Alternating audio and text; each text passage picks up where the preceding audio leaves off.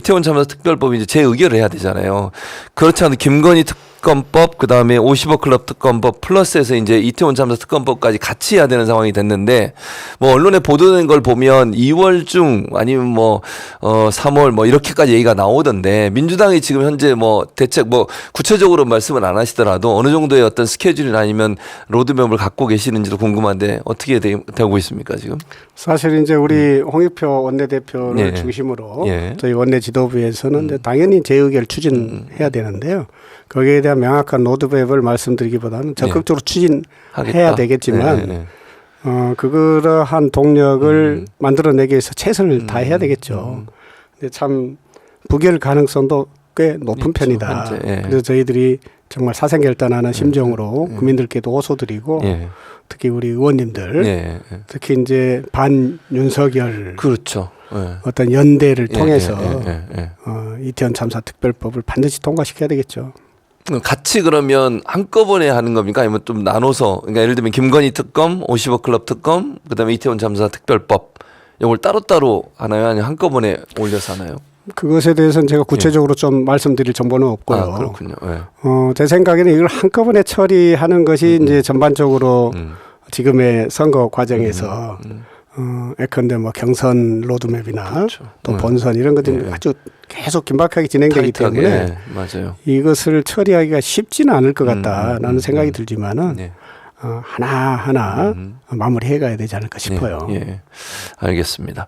자, 그리고 민주당이 윤석열 대통령을 고발을 했습니다. 이제 한동훈 비대위원장 사태 관련해서 비서실장하고 윤석열 대통령을 선거법 그리고 공직선거법도 그렇고 그다음에 이제 공무원 중립성을 위한 공무원법 위반으로 지금 고소를 했는데 주 내용이 어떤 겁니까, 의원님? 어떤 내용으로 고발이 이루어진 거죠? 그러니까 사실은 이 윤석열 대통령의 행동 자체가 대통령으로서는 해서는 안 될 일들, 정치 맞습니다. 개입 이런 거 하고 있기 때문에 여기에 이제 저희들이 브레이크를 걸고 또 철퇴를 내리고 하지 않으면 안 되겠다 하는 생각이고요. 특히나 그 최근에 김건희 명품백 관련해 가지고도 이게 대단히 심각한 부패 사례지 않습니까?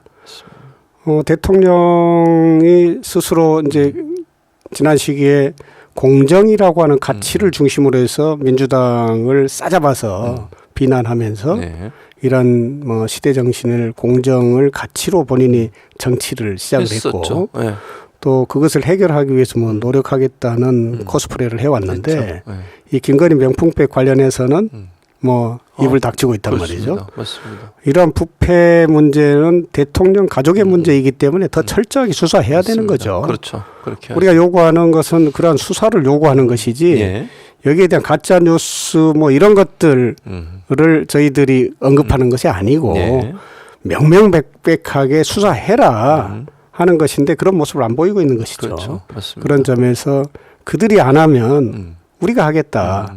고발해야죠. 그러니까요. 그래서 고발이 추진이 됐고 이거 뭐 누가 봐도 사실은 당무 개입이라고 볼 수밖에 없어요. 한동훈 비대위원장이 직접 본인 입으로 얘기를 했지 않습니까? 사태에 뭐 의견이 전달됐고 본인은 그걸 거절했다고 얘기를 했으니까 그거는 뭐 빼박이라고 저는 보는데. 그렇습니다. 근데 이제 한편에서 이런 것도 의원님 개인 생각을 여쭤보면 한동훈 비대위원장이 이 얘기를 한 게 어찌 보면 또 대통령에 대한 견제도 있다 이런 얘기도 있던데 어떻게 보세요? 이게 이제 그 과거에 구중 궁궐에서 일어난 암투 뭐 이런 모습으로 비춰져서 국민 입장에서 보면 굉장히 자괴감이 생길 수도 있는 그런 뭐 사안인데 그래서 뭐 짜고 치는 고수도 이런 이야기도 나오지 않겠습니까? 그럼에도 불구하고 조금 더 객관적으로 이 사태를 바라보려고 하는 분들의 시각으로 보면은 결국 뭐 윤석열 대통령은 대통령이 된 이유도 결국은 김건희 여사와의 문제를 덮으려고 대통령이 됐다 할 정도로 저희들 국민들 입장에서는 굉장히 뭐 창피스러울 일인데 지금 상황에서 윤석열이 이제 뭐 대통령 한번 하고 말면 그 다음 문제는 감옥에 안 가는 게 제일 큰 중요한 문제죠. 그러기 위해서는 뭐 한동훈이 자신의 최측근이기 때문에 한동훈이 대통령이 돼줘야 본인이 감옥을 안 갈 거다라고 국민들은 생각한단 말입니다. 근데 이러한 정치 논리가 있는데 한동훈의 입장에서는 윤석열이 등 뒤에 있는 이상은 네. 절대 대통령 못 못 된다. 되죠. 네, 지금 맞습니다. 국민들께서 윤석열에 대한 지지를 네. 거의 다 철회하고 있고 그렇죠. 지금 벌어지고 있는 상황 자체가 무능, 부패, 뭐 독선 맞습니다. 이렇게 이야기되고 있는 대통령을 등 뒤에 두면 한동훈 절대 정치적 입지가 네. 살아날 수가 없는 상황인데 그렇죠. 네. 아마도 그러한 것들을 뭐 단순 분석해서 예, 예, 예. 지금 의도적으로 예, 예. 윤석열을 좀 거리두기 그렇죠. 내지는 오히려 네. 윤석열을 희생양 삼을 예, 가능성도 예, 존재한다.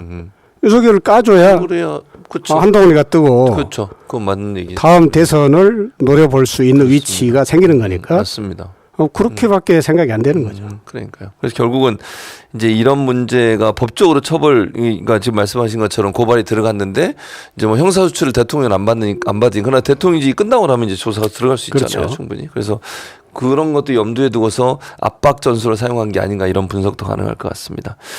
그리고 이 김건희 여사의 명품백 그 수수 의혹 관련해서 민주당이 규탄 기자회견을 했습니다. 네. 어떤 내용이 주로 담겨 있습니까? 규탄 기자회견에 제가 참석을 안 해서 예, 지역에 예, 있으면서 예. 그래서 지금 내용을 구체적으로 좀 밝히기는 어렵지만 국민들께서 다 아시는 내용이기 예, 때문에 구체적으로. 사실은 이제 제가 좀 말씀드리고 싶은 부분은 여당이 자꾸 이 부분을 지난 정부에 예. 비교하면서 맞아요. 김정숙 여사 비교하고 뭐 이런 절대 얘기를 뭐 하더라고요. 비교의 대상이 될 수 전혀 없는 아니죠. 내용을 네, 그럼요. 물타기 하듯이 예. 또는 현혹시키는 형태로 네. 국민들께 이렇게 가짜 뉴스 형태로 이야기를 하고 있거든요. 맞아요.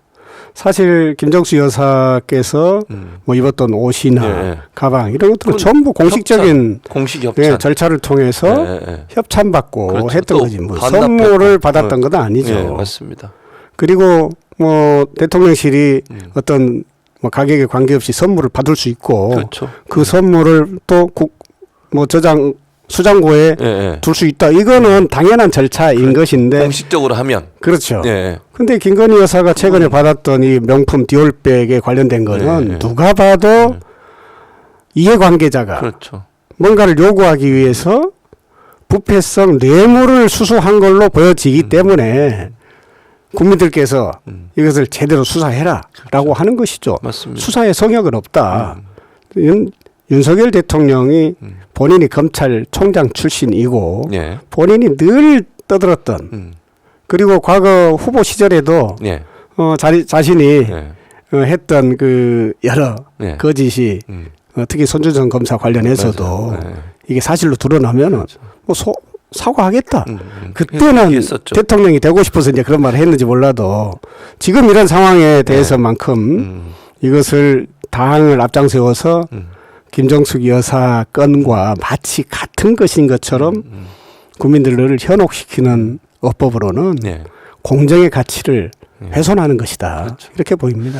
그럼 이제 손준성 의사 말씀을 하셨으니까 어제 징역 1년이 나왔습니다. 네네. 그거는 법원이 이게 문제가 있다는 걸 명확하게 판단을 내린 것이고 그렇죠. 물론 1심이긴 하지만 그리고 지금 손준성 검사 같은 경우에는 정말 이게 혼자서 다 독단적으로 했을까? 왜냐하면 수사정보 정책관의 직책을 하고 있었고 그 직책은 대통령의 가장 측근 중에 측근이지 않습니까? 네. 대검에서. 그리고 지금 이 그 고발장 2개의 피해자로 적시된 사람들이 김건희 여사 그리고 이제 그 윤 대통령 가까운 분들 이런 분들이 이제 주 내용들이거든요. 그럼 이게 단순히 손준성 검사가 혼자서 했다고 보기 좀 어려운 부분이 없지 않을까 하는 생각이 드는데 의원님 어떻게 생각하세요? 그 최근 오늘 아침 예. 그 저희 원내대표 예. 그 회의 공개 회의 때 발언 내용들을 쭉 제가 들어보니까 예. 손준성 검사가 그렇게 해야 할 동기가 없다. 그렇죠. 굉장히 스스로. 적절한 예. 이야기입니다. 예. 왜 스스로 그걸 했겠냐. 그렇죠. 그럴 이유가 없죠. 그 자체가 검사의 책무와 예. 예. 검사가 반드시 지켜야 할 어떤 관행적 규율, 예. 예. 양심 예. 이런 것들을 위반하는 그렇죠. 것인데 예. 맞습니다. 그리고 이것이 밝혀지면 예. 당연히 본인의 인생이 망가지는 건데 누구를 위해서 그걸 했겠냐. 예. 누군가는 지시하거나 그렇죠. 요청했다. 그럼 누가 했겠습니까? 거기서 이익을 보는 사람이 했겠죠. 그렇겠죠. 그런 이제 합리적 의심이 가능하다. 그래서 그 부분에 대한 조사도 저는 반드시 필요하다고 생각합니다. 그렇죠. 끝나서는 안 되고요. 그래서 이 문제는 앞으로도 계속 좀 관심을 갖고 지켜봐야 되겠다는 생각이 들고요.